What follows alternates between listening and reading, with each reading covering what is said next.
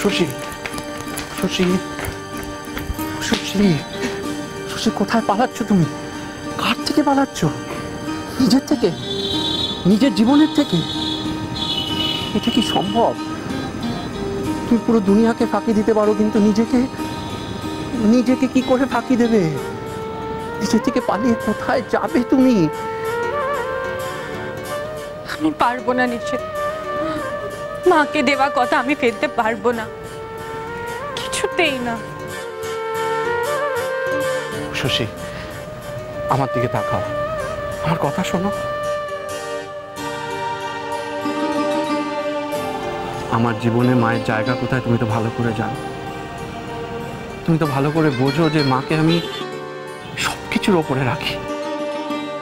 সেই আমি আজ তোমাকে এখানে নিয়ে এসেছি। আমি তোমাকে বলছি যে তুমি তোমার স্বপ্নের পথে হাঁটো।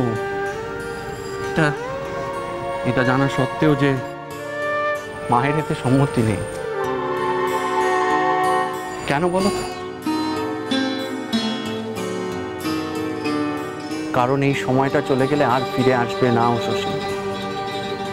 আমি আজ না হয় কাল মাকে ঠিক রাজি করিয়ে নেব। মা আমার কথা বুঝবে, আমি বোঝাবো মাকে।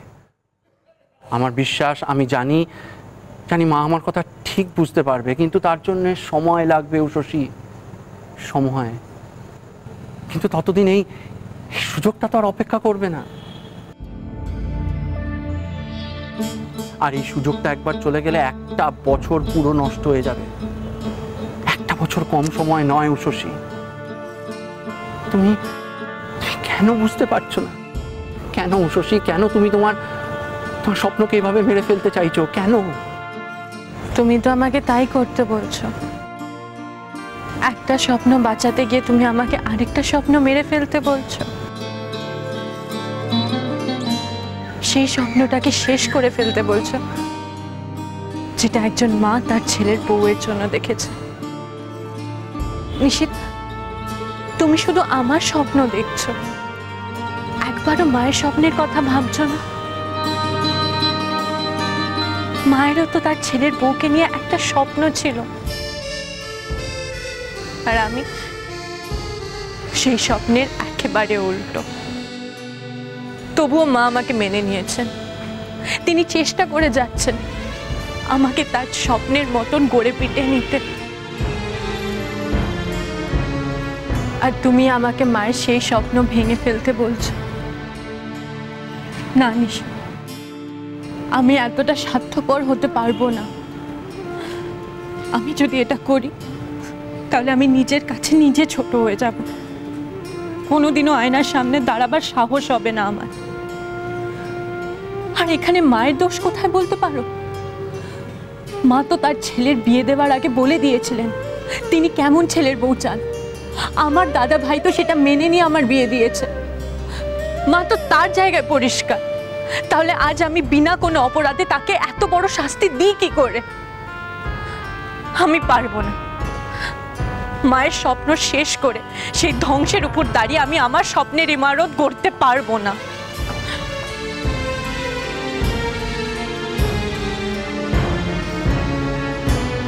তোমার কি মনে হয় এই কথাগুলো আমি আগে ভাবিনি? যেই ছেলে আজ অবধি কোনোদিনও তার মায়ের কোনো সিদ্ধান্তের বিরুদ্ধে একটা শব্দ বলেনি, সে আজ তার মায়ের অমতে এত বড় একটা সিদ্ধান্ত নিয়ে ফেললো। তোমার কি মনে হয় সে এটা খুব সহজে করতে পেরেছে?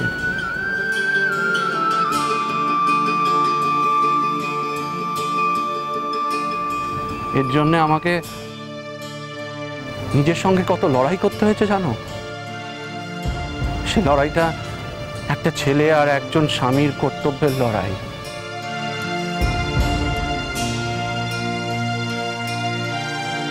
শশী, তুমি আলাদা করে তোমার স্বপ্নটা, মায়ের স্বপ্নটা দেখতে পাচ্ছ, কিন্তু একবারও এই দুটো স্বপ্নের মাঝখানে দাঁড়িয়ে থাকা এই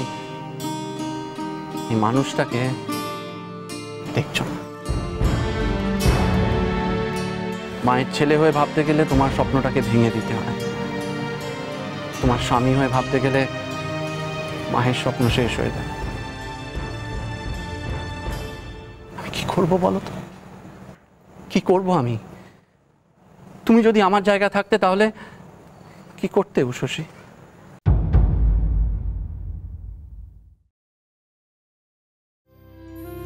আমি আমার বাবা মায়ের স্বপ্ন সত্যি করতাম। নিশিত, বাবা মায়ের ঋণ কোনোদিনও শোধ হয় না। যারা আমাদের এই পৃথিবীতে এনেছে, আমাদের মানুষ করতে না জানি কত কষ্ট করেছেন, তাদের আমি সবার আগে রাখতাম। তাদের স্বপ্ন, তাদের ইচ্ছে, তাদের চাওয়া পাওয়া থেকে বড় আর কিচ্ছু নেই। তাদের সেই স্বপ্নগুলো আগে আমি পূরণ করতাম।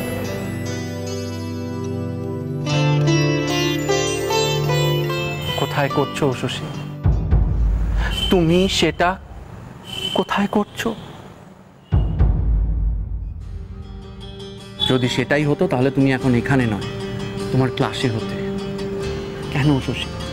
কেন তোমার বাবা মা যেই মানুষগুলো আজ এই পৃথিবীতে নেই তাদের সঙ্গে এমন অন্যায় করছো? তারা আজ পৃথিবীতে নেই বলে তাদের কথার কোনো দাম নেই? তুমি আমাকে বলেছিলে না যে তোমার বাবা তোমাকে কোনোদিনও সাজবার জিনিস, চুলের ক্লিপ, হাতের নেল পালিশ, লিপস্টিক কিচ্ছু কিনে দেননি? কি দিয়েছেন? বই, খাতা, পেন, যাতে তাদের দেখা স্বপ্ন, তাদের মেয়ে তুমি পূরণ করতে পারো, সেই পথে হাঁটতে পারো। তুমি সেই সব কথা ভুলে গেছো। জীবন সবাইকে বারবার সুযোগ দেয় না উষসী, তুমি আজ সেই সুযোগটা পেয়েছো। আজ এই সুযোগটা চলে গেলে কাল তুমি হাজার অনুতাপ করেও একে ফিরে পাবে না। নিজের ইচ্ছেটাকে গলা টিপে মেরে ফেলে বাঁচা যায় না উষসী। তুমি ছেলে মানুষই করছো। আমার কথা মন দিয়ে শোনো। তোমার জীবন ওদিকে, তোমার লেখাপড়ার মধ্যে, তোমার স্বপ্নের মধ্যে। এই সব কিছু ছেড়ে তুমি কেবল শ্বাস নেবে, বেঁচে থাকবে না।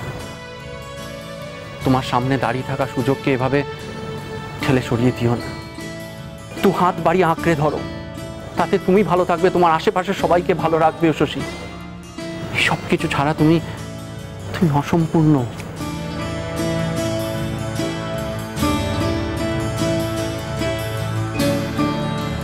মাকে ঠকিয়ে, মাকে সব কথা না বলে আমি সম্পূর্ণ হতে চাই না নিশি।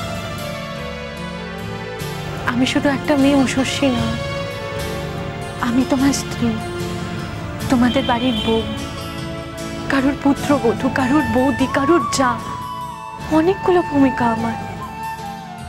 এই এতগুলো আমি কি করে শুধু উষসী মিত্র স্বপ্ন সত্যি করে বাঁচবো, তাও মিথ্যে বলে? জানি তুমি একদিন মাকে সব সত্যি বলবে, কিন্তু যতদিন না বলছো ততদিন তো মিথ্যের পাহাড়টা আমাকে বয়ে বেড়াতে হবে।